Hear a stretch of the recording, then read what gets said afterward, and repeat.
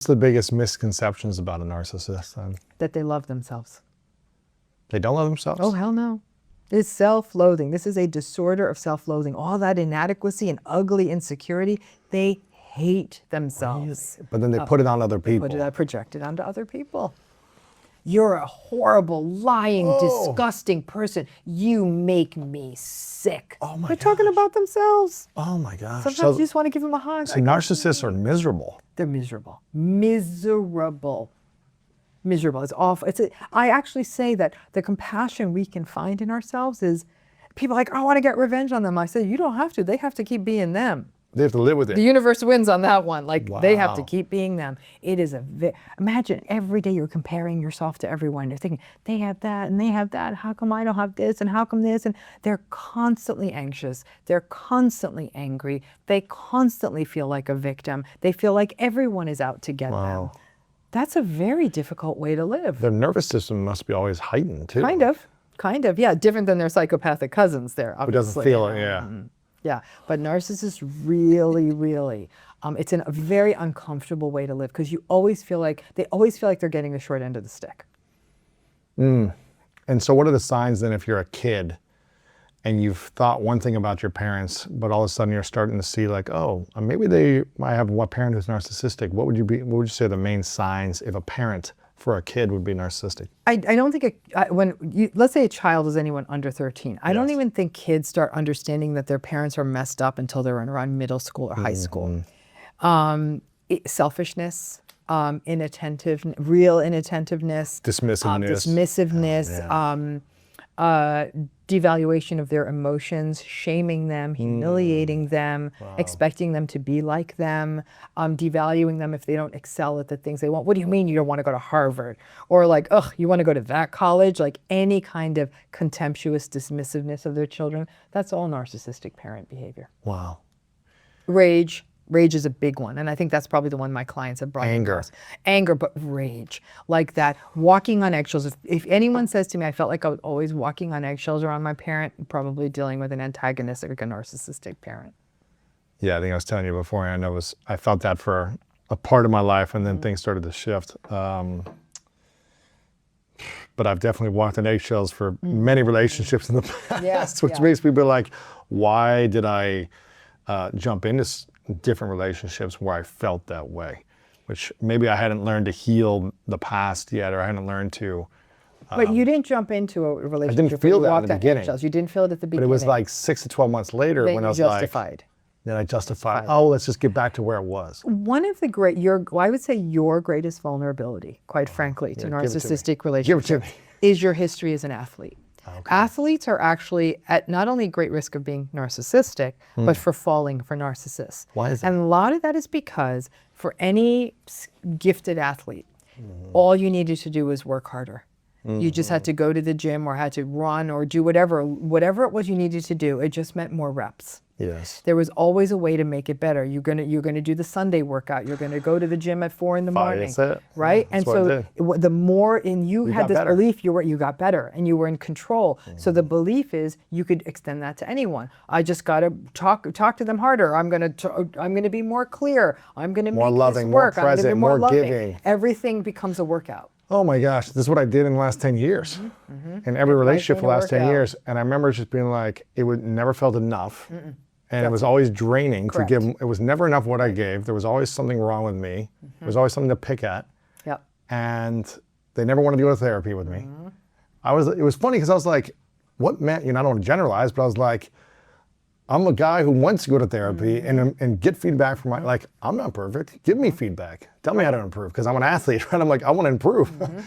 And they never wanted to. I was just like, I think women would kill for this, for a guy who wanted to go to therapy with them. Not a narcissistic woman. Oh my gosh. But that idea of surrender is kind of actually the opposite of what an athlete is conditioned to become, right? And that's really the core of the narcissistic relationship. It's a sense of surrender. I'm not engaging with this. I'm not doing this. It doesn't work. And then you just fold it and step away. No, it was more like, I want to make this work. Exactly. What can I do to make it better? How can I improve? Tell me what I can do. I'm here. I'll support. I'll do this. And then it drains your energy.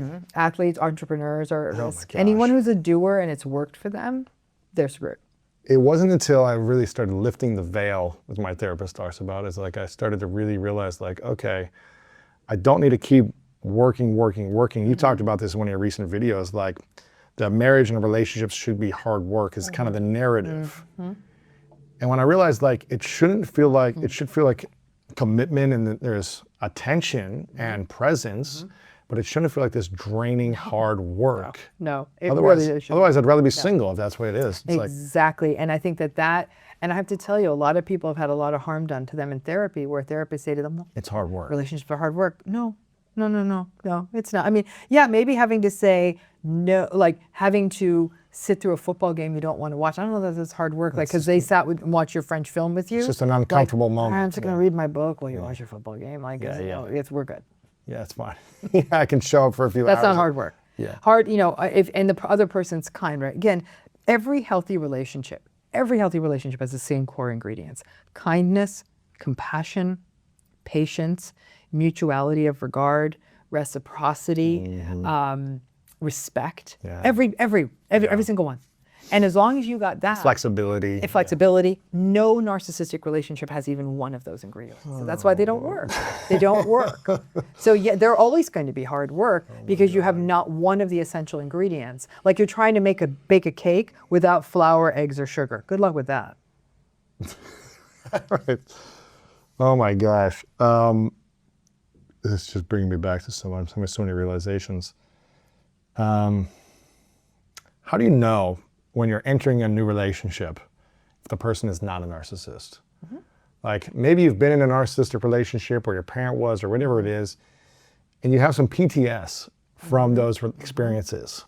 And you feel like, well, I'm supposed to be walking on eggshells, but I don't need to. It's kind of healthy. Yeah. Like, is the shoe going to drop? Like, when you know the person isn't a narcissist. About the same amount of time it takes to discover that they are, in the sense that the difference is narcissists actually, there's red flags, right? Okay. I call these green flags. Green flags mean go. And green flags are things like watch how the person behaves under conditions of stress.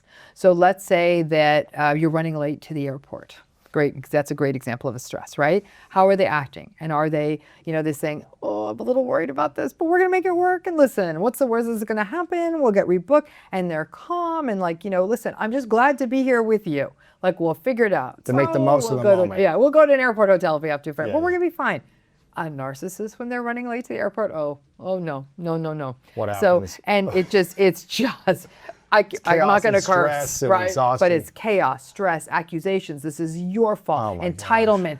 Let me speak to the manager. Get me on that plane. Get that plane back to the gate. Oh my like gosh. that kind. That's the narcissist, right? Whereas with with somebody, you watch them, and that doesn't have to be something as dramatic as the airport. It could be even something like, "Hey, I noticed you've been working late. How about I make some dinner?" So it's the noticing, it's the presence, it's the mindfulness, it's the willingness to be flexible and make compromise when it's needed, to meet you halfway, to listen to you, and more than anything is to also see the growth potential in you. So not to be threatened by your own success. So if you go up to this person and you're like, hey, you know what, I got this totally cool new opportunity, and the healthy person says, that is amazing, you have worked your whole life, I saw this in you, what can we do to make this work for you? Whereas everybody else, and not just narcissists, but insecure people will say, oh, I guess that's just going to mean more time away, and you're going to be traveling a lot. There's going to be a lot of women on the road, and you're like, oh my gosh, they just got the job of their dreams. Oh my gosh, and that's bringing back so many memories to me. That's the key, and I'm a big believer that there's actually something I'm going a little off topic, but you're an off topic guy. You can handle I love it. There's something called the Michelangelo phenomenon.